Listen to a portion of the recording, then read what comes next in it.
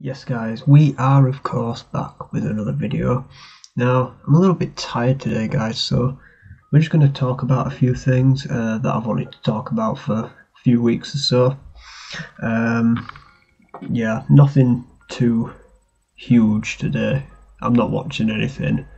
I'm going to explain a couple of things though, so you might be interested. Now, over the past few weeks, I've had a few questions. And I'm going to answer just two of them today, just to sort of clear things up a little bit and make sure that you guys know me, basically, which is somewhat weird. I'm talking to you through a computer. It's a date. Anyway, let's go on a date. Fuck it. So, the first thing I want to talk about, guys, is video links.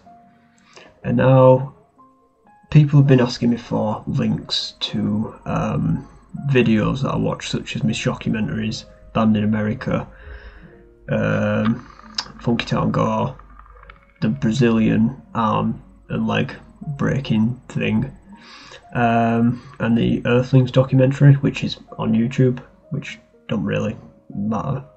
Now, the thing with these links is I can't send them to you guys. Not because I don't want to, but because these links are not from, you know, your typical everyday web. This is going to sound really wrong. They're not from the dark web or the deep web, okay? They're just from websites that probably have a lot of viruses. Now, two reasons why I won't send these links.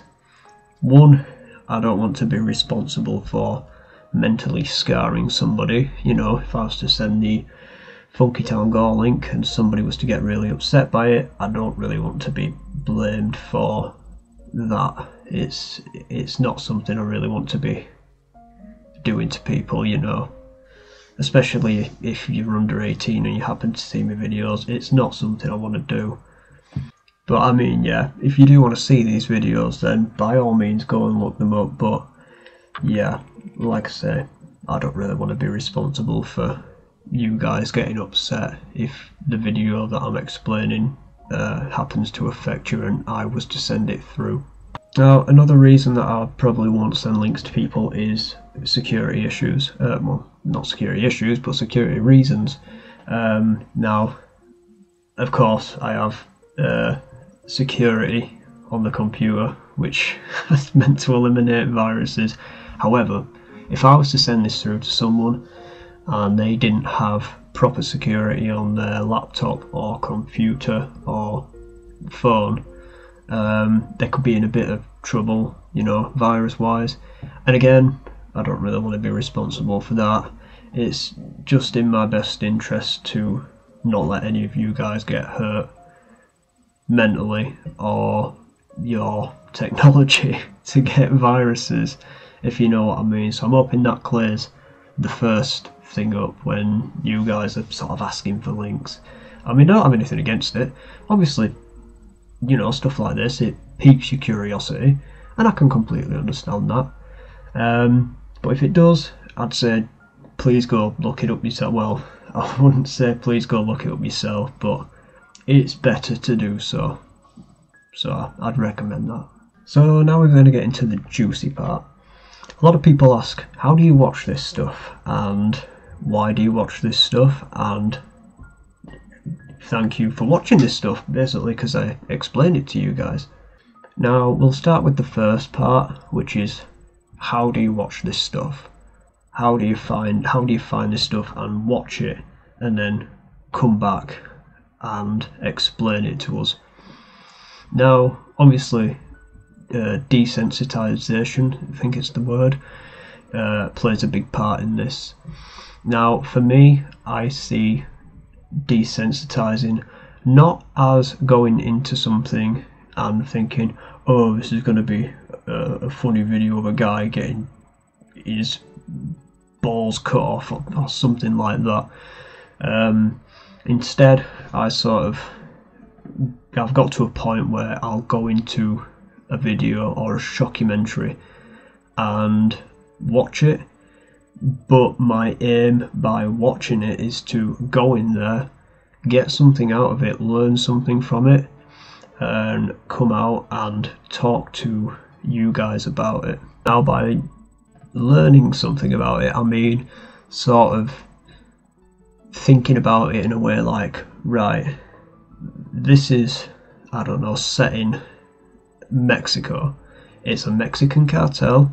We don't have that here, so this is something really strange to see.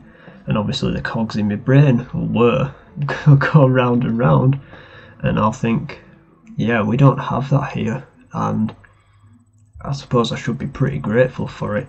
And that's the way I look at it. I don't look at it as in, oh, this is going to be a horrible video, somebody's getting caught up and whoa. I don't look at it like that. I look at it as a learning about the world in a bad way process sort of thing, if you know what I mean. Now, also, you know, when my thoughts about desensitization, it's not, if you're desensitized to something, to me, it's you're trying to find a way other than going into it and looking at it and thinking, oh, that's horrible, that's not good, sort of thing.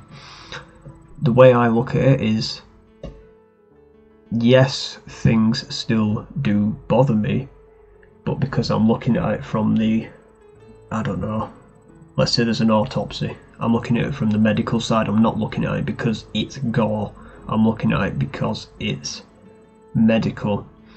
And it's the same with cartel killings and stuff like that.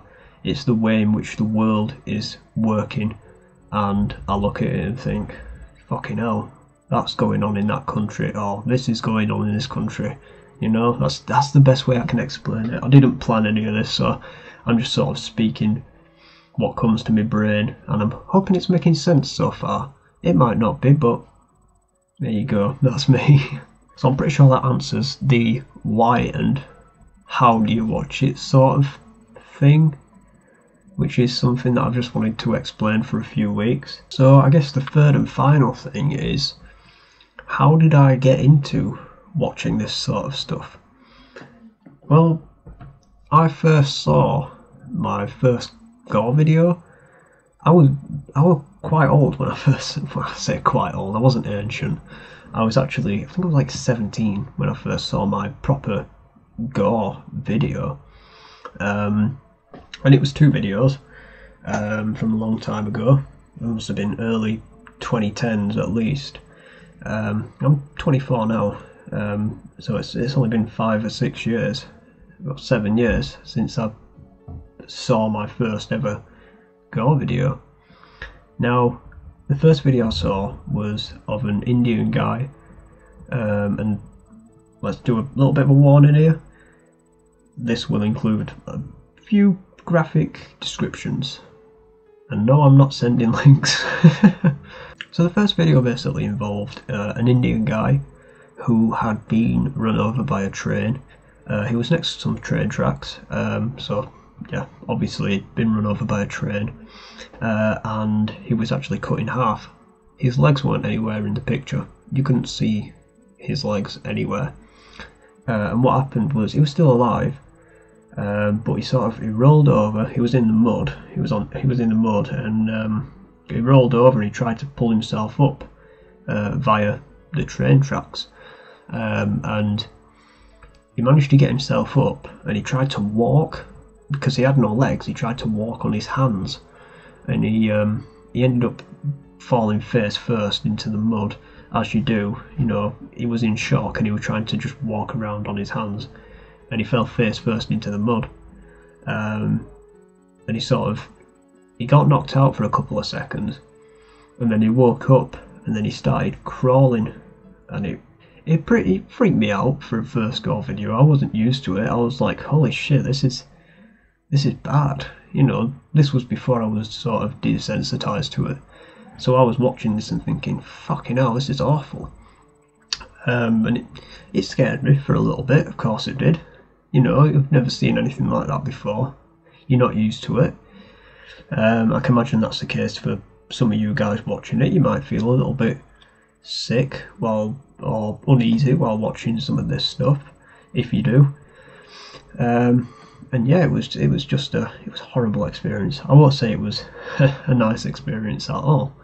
And that was the very first one I watched. Now the second one I saw was actually a few weeks after this first one. You know, obviously I'd watched this first one and it put me off for a little bit, I've got to say. Now the second one was bad. The second one was really bad, and I can't find it now. Otherwise, I'd try and find a story behind it. The second one. I'm fucking exhausted. I do apologise. The second one was basically this dude who had been dragged next to a barn, and he was lying on the floor, and there were ropes around his limbs. So there was a rope around both of his wrists and his ankles, and he was tied down. Now there were about 3 or 4 men next to him, one of them with a machete. And what happened was, and I could probably watch it. I could probably watch this now and just probably feel a little bit uneasy watching it. What happened was, this guy with the machete, he proceeded to cut off his arm, and I thought, okay, he's cutting off his arm. And when he'd done that, he threw it away, and then he moved on to his second arm, and I thought, oh god, okay, this is happening. And then he cut that arm off, and then threw it away, and then he moved on to his leg, and I thought, right, this is bad, this is really bad. And he cut his leg off, as you do, threw that one away, and then he moved on to the fourth leg, and again I thought, holy shit, this is not right. I shouldn't be watching this, and I probably shouldn't have at the time. I probably shouldn't have. And obviously, again, the leg's cut off, thrown away, and I thought, wow, that's it, I hope. And then the shocker came, and this was the first time I'd ever seen a decapitation video. And I nearly threw up, and it upset me. And I felt like shit for a week, not gonna lie. But to make matters even worse, once they'd cut this poor bloke's head off, they placed it on his torso like he was some kind of fucking trophy. And obviously, that affected me, and it really upset me at the time. So, that's how I got into it. And then after that, I probably didn't watch anything like that for a good 2 years or so. And then I discovered a website called Crazy Shit, I think it is, because obviously at the time, LiveLeak was down. LiveLeak had just been removed at this time, and I only really got into watching this stuff again due to Cold Raven and Plague Moth. Both good YouTubers, by the way. Would highly recommend them if you haven't seen any of their videos. They do some pretty good explanations of stuff. 2 decent lads. Go follow them or subscribe. Yeah,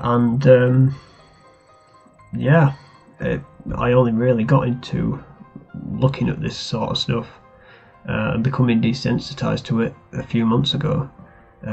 Probably about 3 months ago, to be honest. So it's not been that long really since I started doing this sort of stuff. So yeah, I hope I haven't rambled on too much, guys. I just wanted to explain a few things and give you a little bit of a background story about myself. I mean, I've had fun explaining it to you guys, and I hope you have as well. Just a little bit of backstory.